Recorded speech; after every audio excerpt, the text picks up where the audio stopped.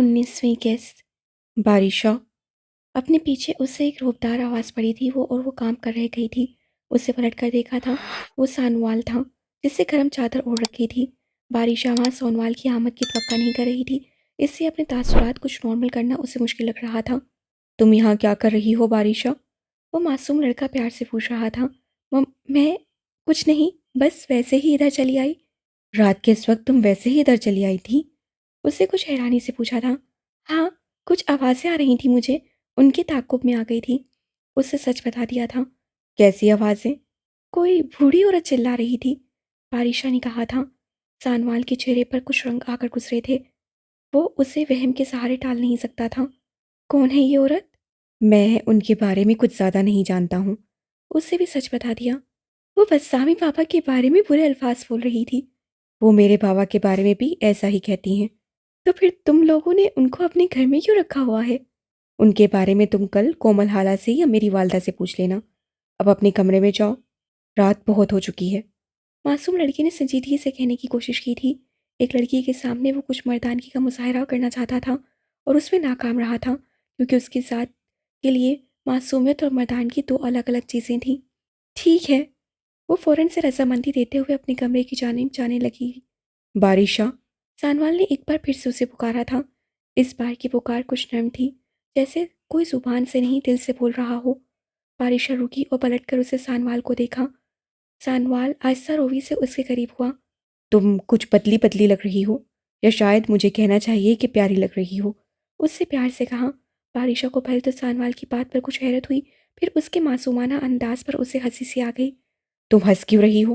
वो कुछ शीम सा गया। वो कोमल आंटी मुझे पॉलर लेकर गई थी, शायद इसलिए। नहीं, ये बात नहीं है। फिर क्या बात है? तुम्हारे अंदर की खुशी तुम्हारे चेहरे तक चली आई है, इसलिए। सानवाल ने गहरी बात की थी और शायद हकीकी बात की थी। बारिशा कुछ झिम सी गई थी, सानवाल के अंदाज पर भी और उसके देखने पर भी। बच्चा सा नजर आता सानवाल आज उससे मर्द लगने लगा था। मैं चलती हूँ। बारिशा कहकर रुकी नहीं थी, बल्कि फ़ौरन से अपने कमरे की तरफ चली गई थी। सानवाल उसे जाता हुआ देख रहा था। फिर वो अपने कमरे में आ गया और चादर उतारते हुए बेड पर लेट गया। बारिशा आज उसे इतनी प्यारी लग रही थी कि वो उसे सारी रात सोच सकता था। रात की बेचैन नींद के बावजूद वो सुबह जल्दी उठ गई थी। कुछ कमरे के बाहर के अजीबोगरीब शोर ने उसे जल्दी जगा दिया था। बेड से नीचे उतरकर उससे कमरे की खिड़की से बाहर झांका था। बाहर अजीब तरह की चहल पहल थी। घर की सारी लड़कियां बनी ठनी कहीं बाहर जा रही थीं। मुलाजिम उनके सामान गाड़ियों की डिक्कियों में रख रहे थे और वो सब चहकते हुए गाड़ियों में बैठ रही थीं। ना जाने कहाँ जा रही थीं वो, लेकिन जिस कदर खुशी से जा रही थीं, ऐसा ही लग रहा था कि किसी अच्छी जगह का प्लान है। बेल बजाकर उससे मुलासा को कमरे में बुलाया था। ये सब कहाँ जा रही हैं? सब मरी जा रही हैं, मुलासमा ने बताया था। क्यों? वैसे ही। ट्रिप प्लान किया था सबने। अजीब बात है, मुझे किसी ने ऑफर नहीं करवाई। मुलाजमा से ज़्यादा उससे खुद से कहा था। मुलाजमा कुछ देर उसके कुछ बोलने की मुंतज़िर रही थी और फिर उसके इशारे पर कमरे से बाहर चली गई थी। लगता है कि ये घराना मुझसे उकता रहा है, उससे खुद ही क्यास कर लिया था और बाथरूम में चली गई थी। अच्छी तरह से गुस्ल करके वो तैयार हुई थी और फिर नाश्ता उससे अपने कमरे में ही मंगवा लिया था। आज उसका कमरे से बाहर निकलने का दिल नहीं चाह रहा था। नाश्ता मुलाजमा नहीं बल्कि कोमल बेगम खुद लेकर आई थी। अरे आंटी, आप क्यों चली आई हैं? कोमल बेगम को देखकर उससे मैगजीन को साइड पर रख दिया था। क्योंकि तुम्हें एक बहुत ही अहम खबर सुनानी है। वो नाश्ते की ट्रे साइड पर रखकर उसके पास बैठ गई थी। वो क्या? सुनोगी तो यकीन नहीं आएगा। तो फिर जल्दी सुनाइए। तुम्हें एक शो मिला है। किस चीज़ का? अरे भाई, गाने की परफॉर्मेंस का। कोमल ने उसे बताया तो कितनी देर तक तो बारिशा को उनकी बात पर यकीन ही नहीं आया। तुम्हारी मेहनत का पहला सिला मिलने जा रहा है तुम्हें मेरी जान। कहाँ होगा ये? तुम्हें कराची जाना होगा। कराची? उससे हंसी भरते हुए कहा था। हाँ, तो इतना परेशान क्यों हो रही हो? 2 घंटे की तो फ्लाइट है कराची की। तुम्हें कौन सा ट्रेन पर जाना होगा? एक मुलाजमा तुम्हारे साथ होगी। वहाँ होटल में स्टे होगा। हर तरह से आराम ही आराम होगा। कोमल बेगम ने जो कुछ बताया था उसके बाद तो वाकई ही बारिशा की फिक्र कुछ मायने नहीं रह गई थी। कराची जाने के ख्याल से ही उसके जहन में ट्रेन का तस्वुर ही आया था। लेकिन जब कोमल बेगम के मुंह से जहाज़ और होटल का स्टे सुना तो उसके जहन से सफ़र की थकन वो हो गई। सब लड़कियों ने मरी जाने का प्रोग्राम बनाया था। मैंने तुमसे नहीं कहा कि तुम कराची जाओगी। उसे अब समझ में आया था कि मरी जाने के लिए उससे क्यों ना पूछा गया। और उसे अपनी सोच पर शर्मिंदगी हुई। वो पल भर में ही इन लोगों के खिलाफ हो गई थी, जबकि ये लोग तो किस कदर अच्छे थे। तुम कराची जाने की तैयारी कर लो बारिशा, मैं नताशा को कमरे में भेजती हूँ, वो तैयारी करवाने में तुम्हारी मदद करेगी। कोमल बेगम कहकर उठी थी। कमरे से बाहर जाने से पहले उसे फिर से कुछ याद आ गया था। उस्ताद जी आज जल्दी आ जाएंगे, उनके साथ तनदेही से मशक करना। तुम्हें अपनी पहली परफॉर्मेंस बहुत ही जानदार देनी होगी, याद रखना। मैं आपको मायूस नहीं करूंगी, उम्मीद करती हूँ। कोमल बेगम ने स्माइल पास की थी और फिर कमरे से बाहर चली गई थी। उस सुबह बारिशा ने पहली बार बहुत कम नाश्ता किया था। खुशी के मारे उसे नाश्ता ही नहीं किया गया था। पहली बार उसकी भूख खुशी की वजह से उड़ी थी। उसे यकीन नहीं आ रहा था कि जिस चीज़ का ख्वाब कोमल आंटी ने उसे दिखाया था, वो बात सच होने जा रही थी। जो बात मजाक में शुरू हुई थी, वो अब हकीकत का रूप धारने वाली थी। वो गायिका बनने वाली थी, सिंगर। चांद नानों की परवरिश वाली मासूम बारिशा नहीं जानती थी कि इस बात की शुरुआत मजाकन उसे लग रही थी, वरना जिस घराने में वो कयाम किए हुए थी, उसे यहाँ रहने के लिए ऐसा ही कुछ करना था। और अभी तो ये आगाज था। आगे आगे ये घराना उससे ऐसे ऐसे काम लेने वाला था जिसके बारे में वो सोच भी नहीं सकती थी। दोपहर में उस साथ दाफू अपने मुकर्रर वक्त से पहले आ गए थे। वो दिन और आने वाले बहुत से दिन बेहद मसरूफ गुजरे थे। वो उस्ताद जी के साथ मिलकर कसलपन फूल रही सरसों की तैयारी करने लगी थी और दिलो जान से करने लगी थी। पहले वो मश्क की सूरत में गाया करती थी और अब वो ऐसे गा रही थी जैसे ये गाना ही उसकी ज़िंदगी का वाहिद मकसद हो। वो इन दिनों जिम नहीं जा रही थी। उसे तो अपनी भी कोई परवाह नहीं रही थी। खाने पीने की होश खत्म हो चुका था। उसके लिए इन दिनों सबसे अहम बात यही थी कि वो अपनी पहचान बनाने जा रही है। अब खुद अपने बल पर कुछ करने जा रही है। वो सारी तवज्जो गाने को दे रही थी। उस साथ टाफू गाने के साथ साथ उसे हाथ को एक खास अंदाज में चलाने की मशक ज़्यादा करवा रहे थे। ये उसे कुछ अजीब लग रहा था, लेकिन उससे उस पर तवज्जो नहीं दी थी और ना ही एतराज़ उठाकर खराब सूरत हाल पैदा की थी। फिर भी ये उसे बुरा लग रहा था। उससे आईने में खुद को ऐसा करते हुए देखा तो उसे ऐसा लगा जैसे वो कोई तवाइफ हो और किसी कोठे पर बैठकर खाना खा रही हो। ये चीज़ उसे अपनी शख्सियत के बिल्कुल उल्ट लगी थी। उससे सोच लिया था, यहाँ तो उस सात आफू की बात मान लेगी, लेकिन कराची में जब वो एक बड़े मजमे के सामने होगी तो हाथों को नर्तकियों की तरह इस्तेमाल नहीं करेगी। दिन गुजरते जा रहे थे और उसका जोश बढ़ता जा रहा था। एक हफ्ता जैसे तैसे करके गुजर गया था। कोमल बेगम ने नताशा को उसके साथ किया हुआ था, जो बहुत जल्द उसकी बहुत अच्छी दोस्त बन गई थी। कोमल बेगम खुद उसके साथ कराची जाना चाहती थी, लेकिन उसे यहाँ कुछ काम था, इसलिए वो नहीं जा सकी थी। सानवाल ने समंदर देखने के बहाने उसके साथ जाने की फरमाइश की थी, लेकिन उसके पेपर से वो भी नहीं जा सकता था। इसलिए नताशा को उसके साथ कर दिया गया था और नताशा के साथ ही वो कराची आई थी। जिंदगी के इस पहले सबसे लंबे सफ़र के दौरान उसे अपनी ज़ात के पीछे होने का एहसास हुआ था। कमरे से बाहर निकलकर उसे अंदाज़ा हुआ कि उसे तो किसी चीज़ का इल्म ही नहीं है। घर से बाहर की दुनिया उसके लिए अजनबी थी। अगर नताशा उसके साथ न होती तो पूरी तरह से सहम चुकी होती। नताशा को सब बातों का इल्म था। इस्लामाबाद के एयरपोर्ट से कराची तक के सफ़र में नताशा हर तरह से चाकू चौबंद रही थी। Ticket, boarding pass, waiting lounge, conveyor belt पर सामान का आना, उसे सब बातों की खबर थी। घर की मुलाजमा होने के बावजूद वो नताशा के आगे खुद को पस किरदार नहीं लगी थी। कराची में पहुंचकर उसे अजीब ही एहसास हुआ था। वो पहली बार इतने बड़े और इतने आबादी वाले शहर को देख रही थी, जहाँ हर तरफ तफरी थी, रश था, एक मुतहर्रिक माहौल था। अगरचे इस्लामाबाद की तरह मौसम सर्द नहीं था, लेकिन चूंकि उससे बड़े दिनों के बाद धूप में ऐसी तेज़ी देखी थी, तो उसे ये सब अच्छा लग रहा था। नताशा के साथ वो अपने होटल में पहुंची थी। वो शायद कराची शहर का सबसे महंगा होटल था। वहाँ की राहदारियाँ, लॉबी, कमरे सब बहुत शहाना थे। अपने घर से बाहर होने का एहसास ही नहीं हुआ था। यहाँ के पुरसुकून माहौल में आप आराम से प्रैक्टिस कर सकती हैं। ये तो है, लेकिन ये बताओ हम समंदर पर कब जाएंगे? उससे कहा तो नताशा मुस्कुराई थी। पहले जो काम करने आई हैं वो कर लें, उसके अगले दिन ही समंदर पर चले जाएंगे। मैं फंक्शन के ऑर्गेनाइजर को इन्फॉर्म कर देती हूँ कि हम कराची पहुँच चुके हैं और हमें आगे की सूरत हाल से आगाह कर देगा। नताशा कहकर दूसरे कमरे में फ़ोन करने चली गई थी। बारिशा ने उठकर खिड़की के पर्दे पीछे किए थे और बाहर रवां दवां कराची शहर को देखने लगी। चांद अम्मी, सोया नफरत से चांद अम्मी का नाम पुकारा था। वो एक इंतहाई चालाक और मक्कार हतून थी। पहली नज़र में उसे पहचान ही नहीं सकी। मुझे लगा वो एक नफीस खातून है। मैं धोखा खा गई। जिंदगी में पहली बार मुझे धोखा हुआ। सोया नफरत से बोलती जा रही थी और सामने वाला खामोशी से उसकी सारी बात सुन रहा था। और मैं धोखा कैसे न खाती? तुम उस औरत को बोलता हुआ देखते तो तुम्हें भी ये धोखा होता। वो ऐसे नर्म अंदाज से बोलती थी कि उस पर फरिश्ता होने का गुमान होता था। मुझे याद है जब मैं पहली बार उसकी हवेली गई थी, संदल ने हमारी दावत की थी। वहाँ उससे हमें अपनी अम्मी से मिलवाया था, चांद अम्मी से। चांद अम्मी। सोया ने शदीद तरीन नफरत से चांद अम्मी का लफ्ज़ अदा किया था। लफ्ज़ों की शक्ल रंगों में बदली जा सकती तो सोया के लहजे का रंग स्याह होता, गहरा स्याह। क्या शहरीनी थी उसके लहजे में, क्या नफासत थी, क्या लफ्ज़ों की अदाई थी। उसका उर्दू लहजा बेहद शाइस्ता था। बस यहाँ से ही मैं धोखा खा गई। मैं समझ ही न सकी कि फरिश्ते के लबादे में वो एक शैतान औरत है। वो चांद नहीं, कोयला है, जिसका दिल तो काला है ही, सोच भी घटिया है। भूल जाएं आप, अब ये सब सालों गुजर चुके हैं, क्या फ़ायदा है याद रखने का। सामने वाला जो ये सब कितनी बार सुन चुका था, अपनी माँ को कूल डाउन करने की गर्ज से बोला, मैं नहीं भूल सकती, मैं हरगिज़ नहीं भूल सकती। मैं कैसे भूल जाऊँ? उस औरत ने मेरे भाई की ज़िंदगी बर्बाद कर दी, उसे कहीं का ना छोड़ा, तबाह और बर्बाद कर दिया। बेअंत गम से चूर होकर सोया रोने लगी। इतना खूबसूरत हुआ करता था मेरा भाई, जहाँ से गुजरता था लड़कियां रुक रुक कर उसे देखा करती थी, दिल थाम लिया करती थी। तुम सोच नहीं सकते कि उस औरत ने क्या हाल कर दिया मेरे मीरजाद का। मुझे अंदाजा होता तो मैं उस घटिया शहर में अपने भाई को लेकर हरगिज ना जाती, और उस हवेली में तो हरगिज ना जाती, मर कर भी नहीं। मत सोचिए अब इन बातों को, आप सोच सोच कर खुद को अजियत देती हैं। मुझसे देखा नहीं जाता, सालों गुजर चुके हैं इन सब बातों को। आपको अभी तक सब याद है, क्योंकि मैं भूलना नहीं चाहती।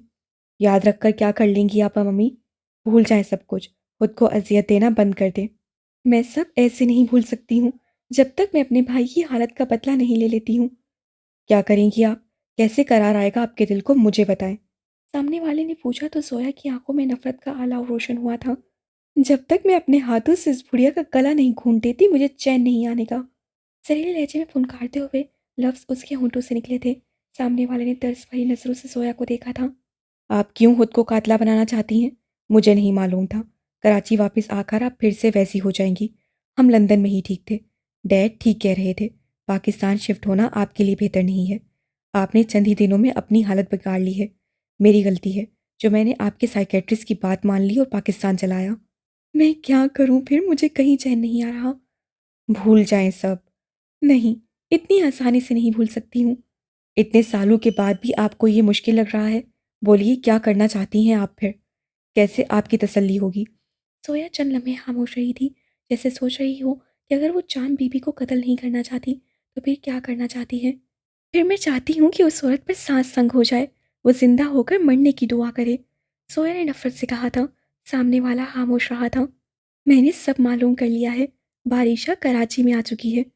तो आप क्या चाहती हैं? मैं उसके साथ क्या करूं? उससे इतनी तकलीफ दो कि उसकी चीखें हवेलिया में बैठी चांद को सुनाई दें, और वो खुदा से अपनी मौत की दुआ करे। उस बुढ़िया का अब पूरी दुनिया में बस एक ही सहारा है, बारिशा। मैं चाहती हूँ वो बर्बाद हो जाए, आहिस्ता आहिस्ता, रफ्ता रफ्ता, जैसे उससे मेरे भाई को तबाह किया, कदम पा कदम, आहिस्तगी और नरमी से। वो कराची का एक पोश एरिया था, इस्लामाबाद से मिलता जुलता इलाका, जहाँ घर बहुत बड़े बड़े और आलीशान थे। सड़कें बहुत वसी थीं। नताशा ने उसे इस जगह का नाम बताया था, लेकिन मानूस न होने के बायस वो इस जगह का नाम भूल चुकी थी। उन्हें पहली मंजिल पर एक कमरा दे दिया गया था, जहाँ एक ब्यूटिशियन पहले से मौजूद थी। 3-4 ड्रेसेस भी थे कि उसे जो पसंद आए वो पहन सकती है। नताशा के मशवरे पर उसने एक कदरे भारी से ड्रेस को मुंतखब किया था। ड्रेस तब्दील करके वो बाहर निकली तो ब्यूटिशियन ने उसका मेकअप स्टार्ट कर दिया था। शाम हो चुकी थी, नीचे तकरीब का आगाज़ हो चुका था। उससे मुकर्रर वक्त तक तैयार हो जाना चाहिए था, लेकिन तैयारी से ज़्यादा उसे अपने गाने की फ़िक्र थी। वो मुँह ही मुँह में अपने गाने के बोल दोहरा रही थी। मुकम्मल ध्यान लगाकर वो मश्क कर रही थी।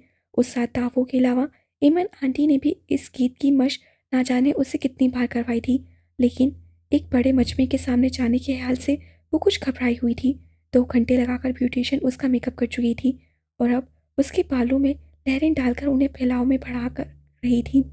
कुर्सी पर बैठकर उससे भारी लिबास को बेनियाजी से दाएं बाएं फेंके वो सरसों को धुराई जा रही थी, और जब जब सरसों कहते हुए हाथ हिलाती थी तो उसके हाथ में पड़े हुए भारी कंगन बजने लगते थे, जिन्हें कुछ ख्याल आने पर उसे जल्दी से उतार दिया था। कंगनों की आवाज़ उसके गीत में हलल डाल सकती थी। नताशा, सुनना ज़रा, मैं ठीक गा रही हूँ।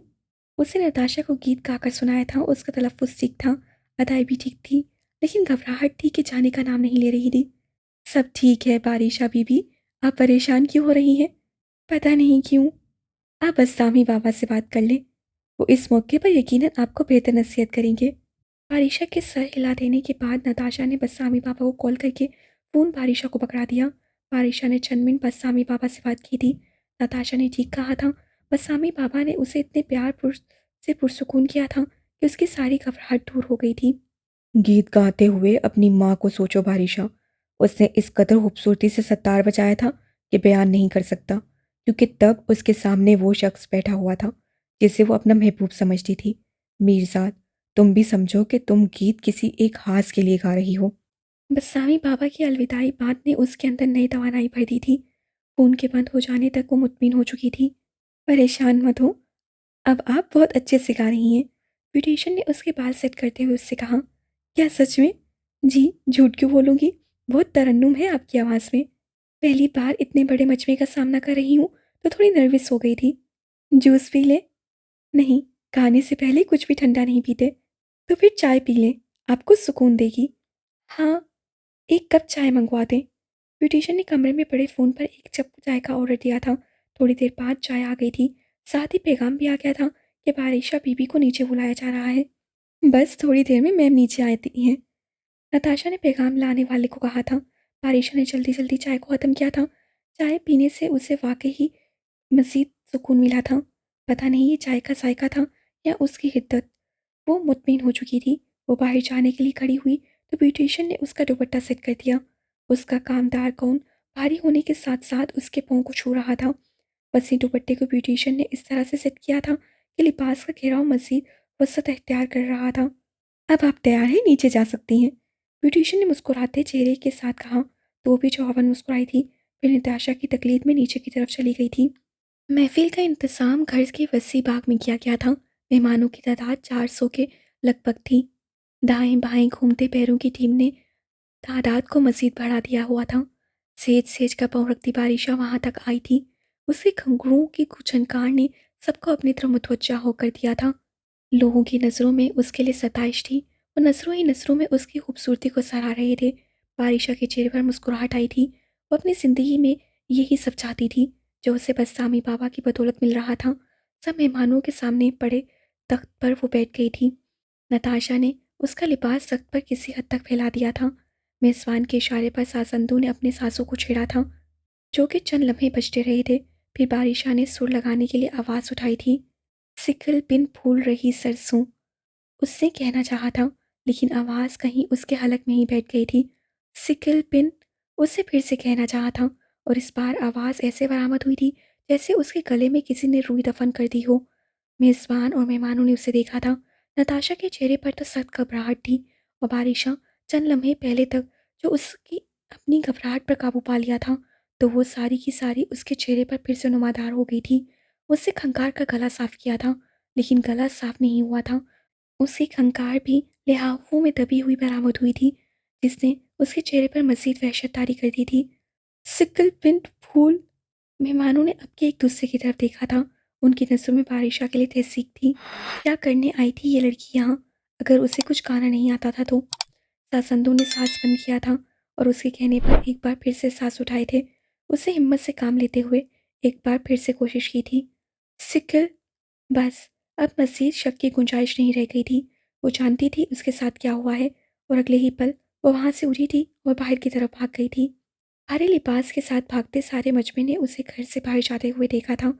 नताशा उसके पीछे को लपकी थी, लेकिन गेट से बाहर निकलते ही वो जैसे गायब हो गई थी। शर्मिंदगी के मारे वो इस मजमे से, उन लोगों से बहुत दूर चली जाना चाहती थी। बहुत दूर पहुंचकर उसे एक दरख्त के साए तले रुककर अपनी सांस बहाल की थी। भागते-भागते वो थक चुकी थी और शर्मिंदगी की वजह से निढाल हो चुकी थी। उसका दिल चाह रहा था कि वो बुलंद आवाज़ में रोना शुरू कर दे।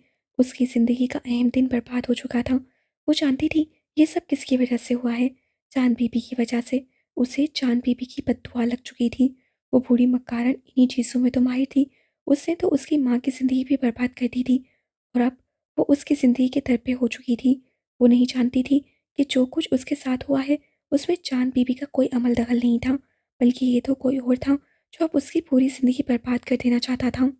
उस मौसम में धूल के बादल उड़ते हुए आसमान के बादलों से मिल रहे थे। इस बार का चार्ट बहुत तवील था। दरख्त बढ़ना कर देने के बावजूद भी ना जाने अब मज़ीद क्या चाहता था। झाड़ी ने पौधों दरख्तों के साथ साथ शायद जज्बात को भी बेलिबास कर दिया था। खुशनुमा मुस्कुराहटों के पीछे के कर्ब को वासिया हो गए थे। वो ट्रेन की खिड़की से बाहर के मंजर को देख रही थी। मंजर जो लम्हे भर में 10 बार बदलता था। कभी हरियाली नजर आती, कहीं खुशहाली, कहीं बच्चे, कहीं काम में मगन बूढ़े और कहीं हद्दे निगाह एक वीराना। वो खामोशी से बाहर देख रही थी। वो कितनी देर से देख रही थी। ट्रेन पंजाब की हदूद में दाखिल हुई तो मौसम ने हल्की हल्की अंगड़ाई लेनी शुरू कर दी। सफ़ेद बादल नारसाई बादलों में छुपने लगे थे। फिर देखते ही देखते हल्की हल्की बारिश शुरू हो गई थी, जिससे सर्दी की शिद्दत में इजाफा कर दिया। लेकिन उसके बावजूद उससे अपनी तरफ की खिड़की को खुला रखा था। उसे सर्दी गर्मी कुछ भी महसूस नहीं हो रहा था। एक कतरा उसके गाल से होकर उसके होंठों पर आया था। पानी का जायका उसके होंठों पर उतरा था। वो जायका नमकीन था और ये कतरा बारिश का हरगिज़ नहीं था। ये उसके आंसू थे, जो अपनी बेइज्जती और अपनी नाकामी पर निकल रहे थे। अपनी नासाबासी का एहसास इतना शिद्दत अमेज़ था कि उसमें ऊंची आवाज़ में रोने की भी सकत नहीं रही थी। इसीलिए वो बेआवाज़ आंसू बहाती जा रही थी। उसके साथ क्यों हुआ था ये सब? उसने ज़िंदगी में पहली बार अपने साथ कुछ अच्छा करना चाहा था और वो बुरी तरह से नाकाम हुई थी। कितनी मेहनत की थी उसने इस दिन के लिए, उस साथ ताफू की एक-एक बात को फ़ॉलो किया था।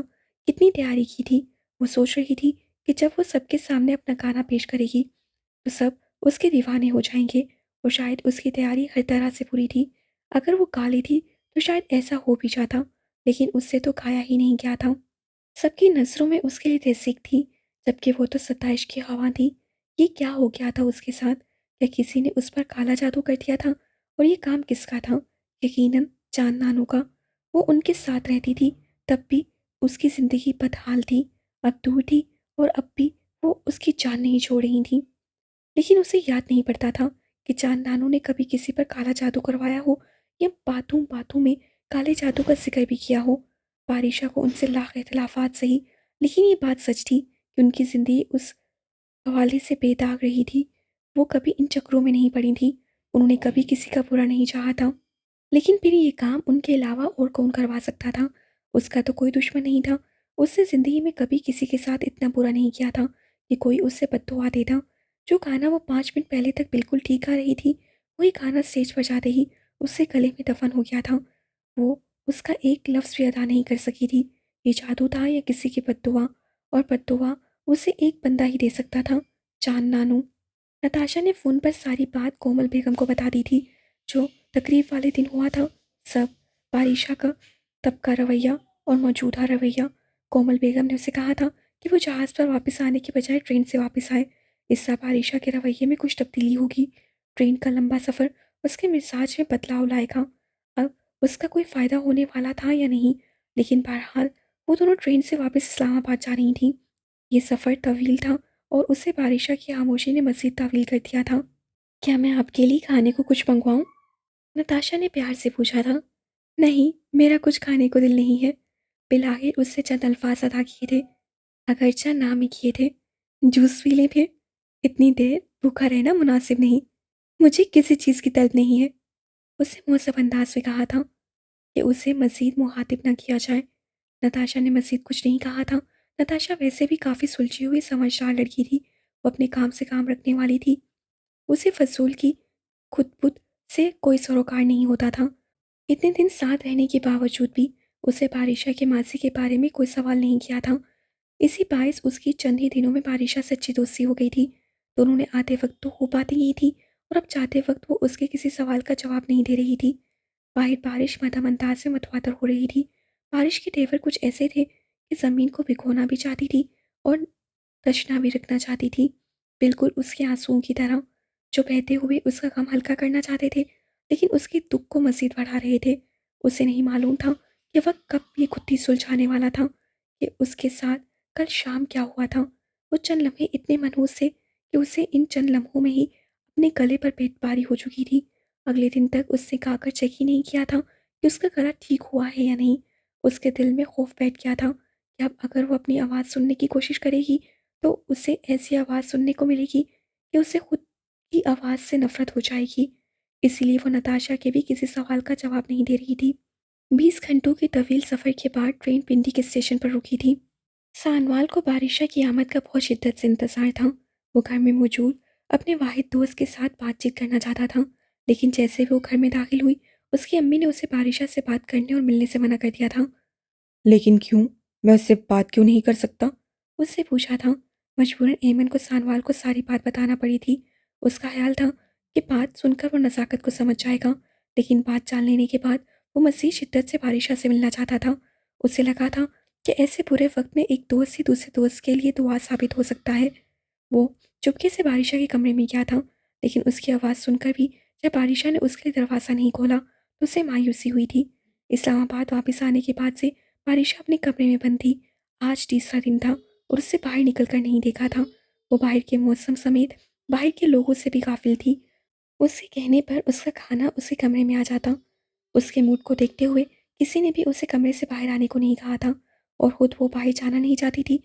3 दिन से उससे शायद मुँह भी नहीं धोया था, लिबास भी तब्दील नहीं किया था। वो शदीद मायूसी के आलम में मुब्तला थी। ऐसे जैसे शो ना नाकाम हुआ हो, बल्कि किसी ने उसे ज़िंदगी भर नामुराद रहने की खबर सुना दी हो।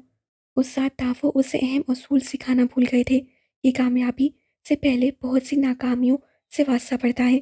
उसे कैसे सोच लिया था कि एक शो के बाद वो सिंगर बन जाएगी, शो भी वो जो एक घर में मुनक्किद था और जो कि सरासर निजी महफिल थी। अमीर लोगों ने अपने दिल बहलाने को संगीत की महफिल रख ली थी और जिसमें गीत गाकर वो समझ रही थी कि वो बहुत बड़ी सिंगर बन जाएगी और अपनी पहचान बना लेगी। वो सख्त गलतफहमी का शिकार थी। तीसरे दिन नाश्ते के बाद कोमल बेगम उसके कमरे में आई थी और तब वो नाश्ता करके अपने बेड पर मुर्दों की तरह लेटी हुई थी। कोमल बेगम दस्तक दिए कमरे में दाखिल हुई थी। आते ही उन्होंने कमरे की सारी लाइट्स ऑन कर दी थी और खिड़की के पर्दों को पीछे कर दिया था। इतने दिनों के बाद कमरे में इतनी तेज रोशनी बारिशा की आंखों में चुभन पैदा करने लगी थी। आंटी, लाइट्स बंद कर दें प्लीज़। उसने ब्लैंकेट आंखों तक लाते हुए कहा था, लेकिन कोमल बेगम ने उसकी एक नहीं सुनी थी। बहुत हुआ मेरी जान, अब उठ जाओ, उसने प्यार से कहा था और बेड पर उसके पास आकर बैठ गई थी। बारिशा को चारों नाचार उठकर बैठना पड़ा था। जब से कराची से आई हो कमरे में बंद हो, ऐसा क्या हुआ है मेरी जान? आप सब जानती तो हैं, नताशा ने आपको बता तो दिया है। जानती हूँ तभी तो पूछ रही हूँ कि ऐसा क्या हो गया है।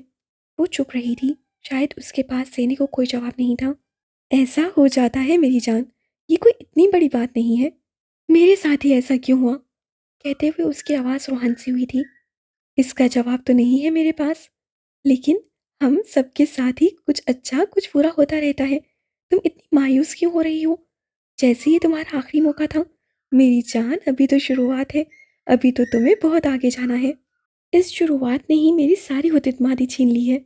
इतनी मायूसी की बातें नहीं करते। मैं ऐसा ही महसूस कर रही हूँ।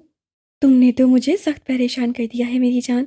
तुम्हारे बस्सामी पापा भी तुम्हारी वजह से बहुत परेशान हैं। उन्होंने कहा है कि मैं तुम्हें आज कमरे से बाहर लाऊं। बारिशा चुप रही थी। उसका फिलहाल कोमल बेगम की बात मानने का कोई इरादा नहीं था। तुम जल्दी से फ्रेश हो जाओ, फिर मैं तुम्हें एक गुड न्यूज़ सुनाऊंगी।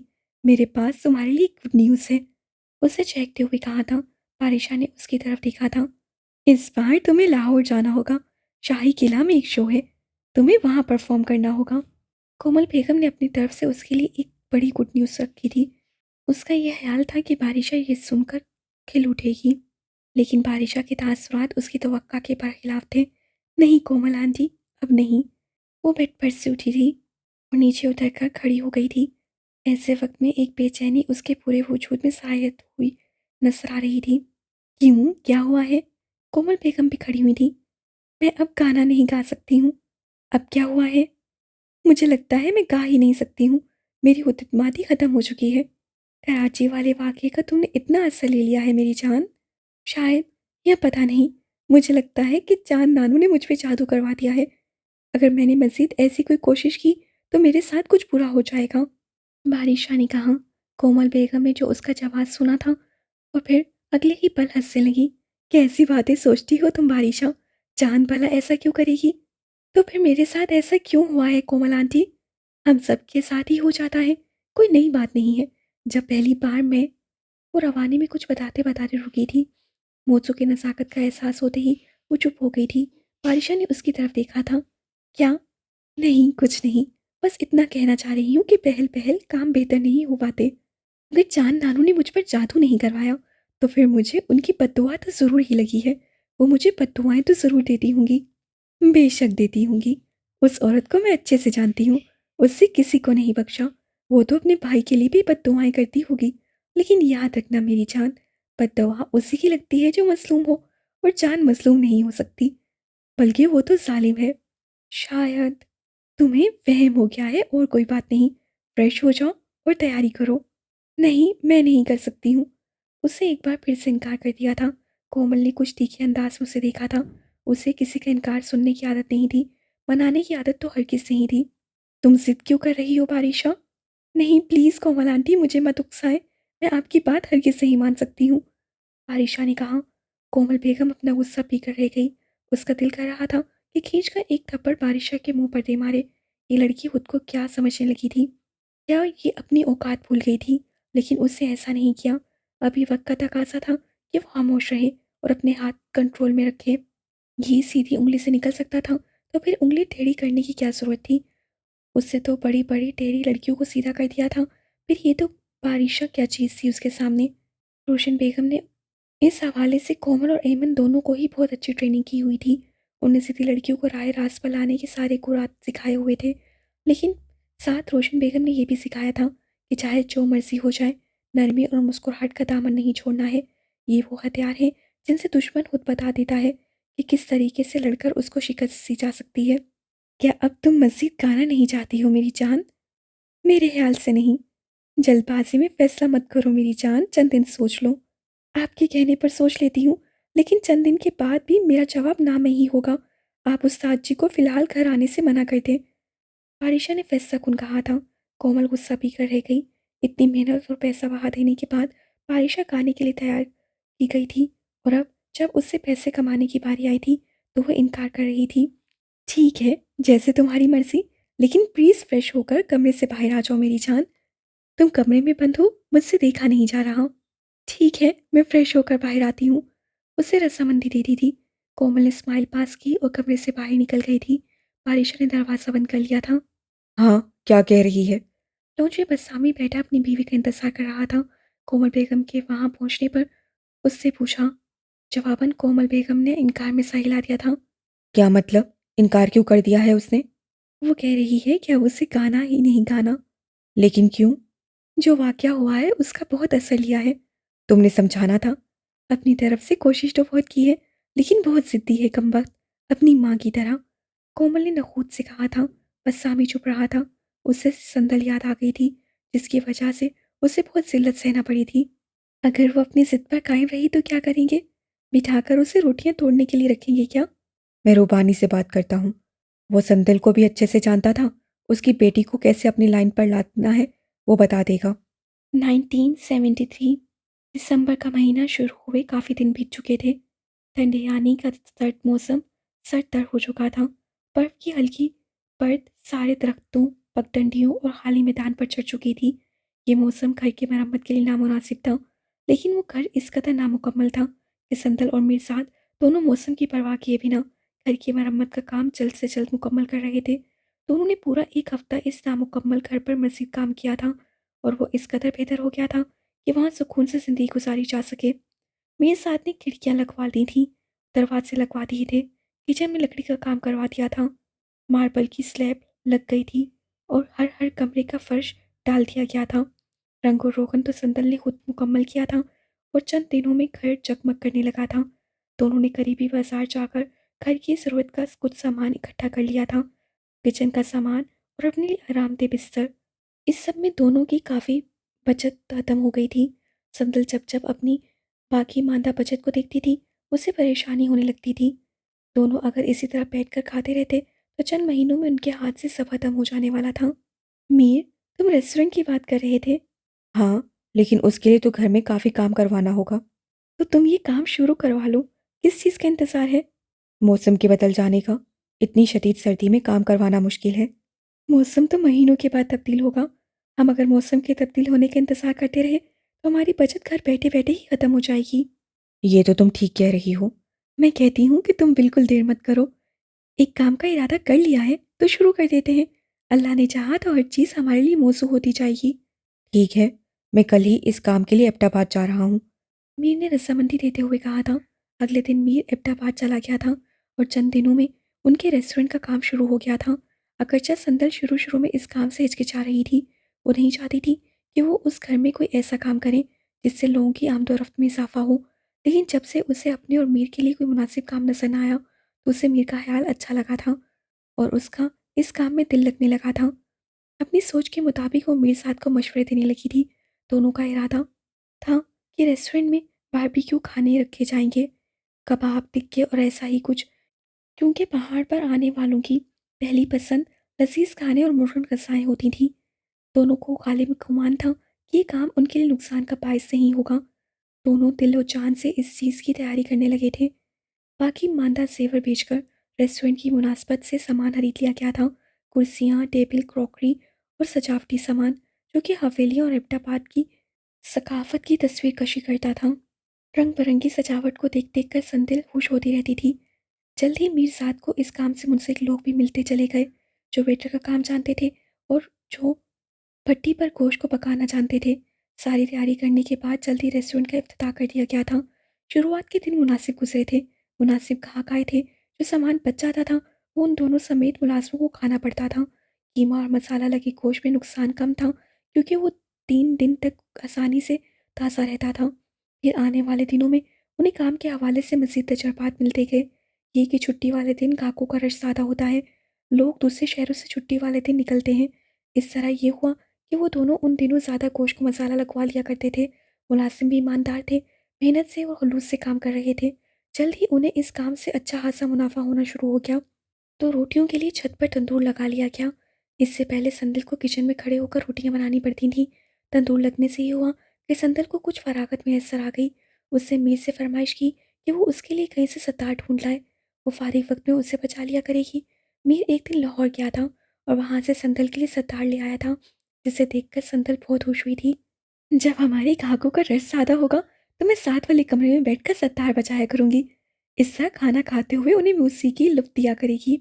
ख्याल तो अच्छा है, लेकिन इस तरह तो हमारे रेस्टोरेंट का नाम सत्तार रेस्टोरेंट पड़ जाएगा। तो ठीक है ना, वैसे भी अभी तक हमारे रेस्टोरेंट का कोई नाम ही नहीं है। ठीक है, जैसा तुम चाहो। मीन ने रजामंदी दे दी थी। उस दिन के बाद से संदल का ये मामूल बन गया था कि वो जुमेरात और जुम्मे वाले दिन शाम से रात तक सत्तार बजाया करती थी। सत्तार की आवाज़ गूंज बड़े कमरे से होती हुई बाहर तक सुनाई देती थी, जिससे माहौल में रोमानियत खुलती चली जाती थी। और फिर वैसा ही हुआ था जैसा कि मीरजाद ने कहा था। रेस्टोरेंट का नाम जल्दी सत्तार रेस्टोरेंट मशहूर हो गया। वो नहीं जानते थे ये मशहूरी उनके लिए कातिल साबित होगी। वो जो सबसे अपनी शनाख्त छुपाते फिर रहे थे, तो उसी सत्तार की वजह से वो पहचान में आ जाएंगे और पकड़ लिए जाएंगे। ताबीर रुखसत होकर कमाल के फार्म हाउस में पहुंच चुकी थी। उसे नहीं अंदाजा था कि उसके साथ क्या हो चुका है। वो कमाल को ही अपना शोहर ख्याल किए हुए थी, जो हर तरह से उसका ख्याल रख रहा था। अगरचा उसमें संजीदगी हद से ज़्यादा थी, लेकिन ताबीर को इतनी सहूलियात के बाद ये कमी गंवारा थी। इस फार्म हाउस में ताबीर को किसी चीज़ की कोई कमी नहीं थी। हर तरह का अनाज, फल हर वक्त मौजूद रहता था। 3-4 मुलाजिम थे जो घर सफाई सुथराई के लिए रखे गए थे। खाना भी मुलाजिमा बनाती थी। ताबीर को कोई काम नहीं करना पड़ता था। सेवर, मोती और कपड़ों का ढेर अलग से अलमारी में मौजूद था। दिन ब दिन वो अपनी मौजूदा हैसियत के साथ समझौता करते हुए खुश होने की कोशिश करने लगी थी। ताहम एक बात उसे खटकती थी कि कमाल का कोई रिश्तेदार नहीं था। घर में तो कोई मौजूद था ही नहीं। कमाल से मिलने भी वहाँ कोई नहीं आता था। ताबीर ने इस हवाले से कमाल से बात की थी और कमाल ने उसे कोई खातिर ख्वाह जवाब नहीं दिया था। उससे मुलाजमा के साथ बेतकल्लुफ़ होने की कोशिश की थी, लेकिन मुलाजमा को जैसे किसी ने सख्त हिदायत दी थी कि वो ताबीर के साथ गैर ज़रूरी बात नहीं करे। इसलिए वो ताबीर की लाख कोशिशों के बावजूद भी उससे एक फासले पर रहती थी। इसी वजह से जो पहली चीज़ ताबीर को इस घर में महसूस हुई वो तन्हाई थी, जिस पर मौसम की शिद्दत ने मज़ीद कहर ढाया था। खुद को मसरूफ़ रखने के लिए वो कोई काम करना चाहती थी, लेकिन मुलाजमा उसे किसी काम को हाथ लगाने नहीं देती थी। साहब को पता चल गया तो वो गुस्सा होंगे बीबी, रहम करें हम पर। मुलाजमा ने कुछ ऐसी बेबसी से कहा था कि ताबीर ने फिर किसी काम को हाथ नहीं लगाया था। दूसरी चीज़ उसे तंग कर रही थी वो कमाल का रवैया था। अगरचा वो उसे कुछ नहीं कह रहा था, लेकिन रात के बाद वो जैसे उससे गाफिल हो जाता था। ताबीर सारा दिन कहाँ है, उसे उससे कोई गर्ज नहीं हुआ करती थी। वो उसके मुशागिल उसकी दिन भर की मसरूफियत जानने की कोई सरोकार न रखता था, और जिस चीज़ से रखता था उसके बारे में तन्हाई में सोचते हुए भी ताबिर को उलझन होने लगती थी। लेकिन फिर जल्द ही इस खेल का ड्रॉप सीन हो गया और सब खुलकर ताबिर के सामने आ गया। ये रात से कब तक ठीक होंगे कमाल? एक दिन उससे कमाल से पूछा था, जो खिड़की के सामने बैठा अखबार पढ़ रहा था। काफ़ी वक्त लगता है रास्तों को खुलने में। क्यों? तुम क्यों पूछ रही हो? मुझे अम्मी की याद आ रही है। तो अखबार से नसें हटाकर उससे कुछ नागवार नसों से ताबिर को देखा था। तो ये कि अगर उनसे मुलाकात हो जाए तो? उसने लजाजत से कहा था। बर्फ़ ख़त्म हो गई तो उनको यहाँ बुलवा लेना। 2-3 दिन वो यहाँ रह सकती हैं, मुझे कोई एतराज़ नहीं होगा। कहकर वो फिर से अखबार पढ़ने में मसरूफ़ हो गया था। और अगर मैं वहाँ जाना चाहूँ तो? तुम वहाँ नहीं जा सकती हो। वो दो टोक कह गया था। मैं क्यों नहीं जा सकती हूँ? उसे इनकार से ज़्यादा अंदाज पर हैरत हुई थी। मैं नहीं चाहता कि तुम उस बदनाम गली में दोबारा जाओ, कमाल ने कहा था, और ताबिर को कमाल की बात समझने में दुश्वारी हुई थी। क्या मतलब है आपका इस बात से? मैं मीना गली की बात कर रहा हूँ। मीना गली? ताबिर को शदीद हैरत हुई थी। कमाल ने कैसे उसका हवाला बदनाम मीना गली से छोड़ दिया था। मेरा मीना गली में क्या काम? तुम कहाँ से हो? तीन हवेली से। और कहाँ से? ताबिर ने कहा था। कमाल ने अखबार एक तरफ रख दिया था। बात अब उसकी कुछ कुछ समझ में आने लगी थी। संदल गायब हो चुकी थी और बस्सामी ने अपने घर की लड़की को उनके सपोर्ट कर दिया था। संदिल कौन थी, जानती हो तुम?